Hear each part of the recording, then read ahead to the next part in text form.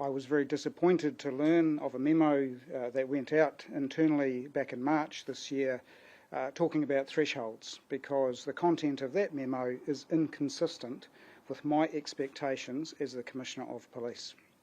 Are you concerned that this memo has given some people the impression that they could shoplift under a certain threshold and there would be no consequences?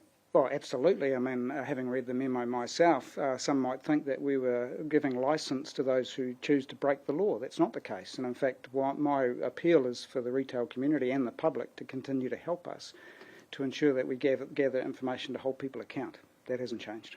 Commissioner, has this memo effectively been canned?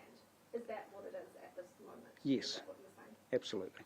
Would the person, the staff member that wrote this memo, would they usually have the authority to send out directives or memos like this?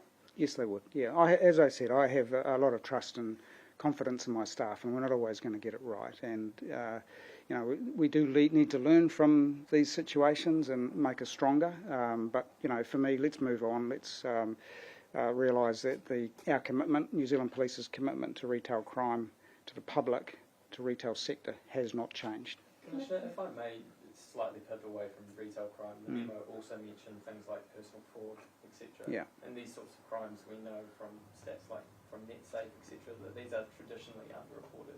Are you also concerned about the impact in those areas as well? Oh, absolutely. Any crime, our job is law enforcement, so any crime is of interest to us, whether it's retail crime, it's a scam, it's fraud, it's petrol drive-offs. You know, they're all important, and we've got a job to do for the community.